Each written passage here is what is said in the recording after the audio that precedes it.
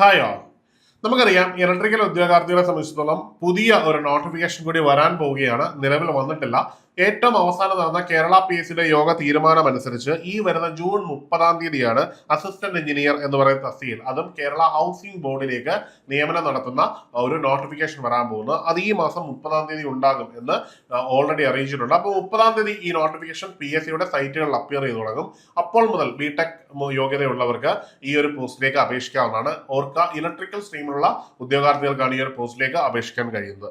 ഇനി ഈ ഒരു പോസ്റ്റിനെ പറ്റി പറയുകയാണെങ്കിൽ അത്യാവശ്യം ആകർഷകമായിട്ടുള്ള തന്നെയാണ്, ഗസ്റ്റ് റാങ്ക് തന്നെയാണ്. അപ്പൊ അത്യാവശ്യം നല്ല സാലറി ഉള്ള ഒരു പോസ്റ്റിൽ തന്നെയാണ് നിങ്ങൾ നിയമിതരാകുന്നത് എന്നത് ഏറെ പ്രധാനപ്പെട്ട ഒരു കാര്യമാണ്.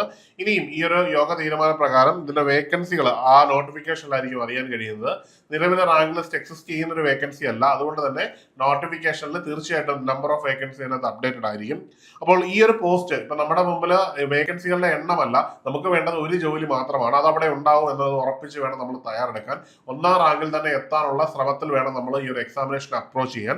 അപ്പോൾ ഇനി നമ്മുടെ മുമ്പിലുള്ള ചുരുങ്ങിയ ദിവസങ്ങൾക്കുള്ളിൽ ഈ ഒരു എക്സാമിനേഷൻ ഉണ്ടായിക്കൂടായിരിക്കില്ല. കാരണം കേരള PSCയുടെ മാറിയ പാറ്റേൺ അനുസരിച്ച് നോട്ടിഫിക്കേഷൻ വന്ന് ഏതാണ്ട് 4 മുതൽ 6 മാസത്തിനുള്ളിൽ തന്നെ എക്സാമിനേഷൻ നടത്താൻ പറ്റുന്ന രീതിയിലേക്ക് കേരള PSC അവരുടെ സിസ്റ്റംസ് മുഴുവൻ അപ്ഡേറ്റ് ചെയ്തിട്ടുണ്ട്.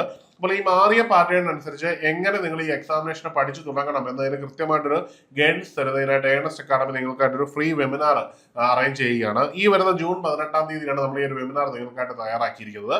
അപ്പോൾ ഈ ഒരു വെബിനാറിൽ പ്രധാനമായിട്ടും ഈ ഒരു എക്സാമിനേഷൻ എങ്ങനെ വേണം അപ്രോച്ച് ചെയ്യാൻ, ഇതിനകത്ത് വരാൻ സാധ്യതയുള്ള സിലബസ് എങ്ങനെയായിരിക്കും, എക്സിസ്റ്റിംഗ് ഇലക്ട്രിക്കൽ റിലേറ്റഡ് മറ്റ് എക്സാമിനേഷൻ പഠിക്കുന്ന ഉദ്യോഗാർത്ഥികൾക്ക് ഏത് രീതിയിൽ ഈ വരുന്ന പരീക്ഷയ്ക്ക് വേണ്ടി നിങ്ങളുടെ പഠനത്തെ ഒന്ന് മാറ്റി ഒരു പുതിയ സ്ട്രാറ്റജി സെറ്റ് ചെയ്ത് പഠിക്കാൻ പറ്റും. അതായത് ഒരേ പഠനത്തിലൂടെ തന്നെ വ്യത്യസ്തങ്ങളായിട്ടുള്ള പോസ്റ്റുകളിലേക്ക് നിങ്ങൾക്ക് എത്താൻ കഴിയുന്ന രീതിയിൽ നിങ്ങൾക്ക് പഠനത്തെ രൂപപ്പെടുത്താൻ പറ്റും. ആ രീതിയിലേക്ക് കൃത്യമായിട്ടൊരു ഗൈഡൻസ് തരുന്ന രീതിയിലായിരിക്കും നമ്മൾ വെബിനാർ നിങ്ങൾക്കായിട്ട് തയ്യാറാക്കുന്നത്.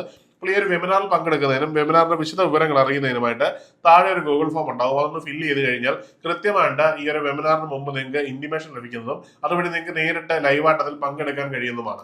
നേരിട്ട് തന്നെ നിങ്ങൾ പങ്കെടുക്കണം എന്ന് പറയുന്നതിന്റെ കാര്യം, നിങ്ങൾക്ക് ധാരാളം സംശയങ്ങൾ ഉണ്ടാവും. അത് നേരിട്ട് എഡ്യൂക്കേറ്ററോട് ചോദിക്കാനും അദ്ദേഹവുമായിട്ട് കമ്മ്യൂണിക്കേറ്റ് ചെയ്ത് അതിൽ നിന്ന് ഉയർന്നു വരുന്ന മറ്റു സംശയങ്ങൾ കൂടി നമുക്ക് ഫോർവേഡ് ചെയ്ത് അല്ലെങ്കിൽ അതിന് അഡ്രസ് ചെയ്ത് പോകുവാൻ കഴിയുമെന്നതാണ് നേരിട്ട് പങ്കെടുക്കണം എന്ന് പറയുന്നതിന്റെ അനിവാര്യത. അപ്പൊ എല്ലാവരും എത്രയും പെട്ടെന്ന് താഴെ കൊടുത്തിരിക്കുന്ന ഗൂഗിൾ ഫോം ഒന്ന് ഫില്ല് ചെയ്യുക.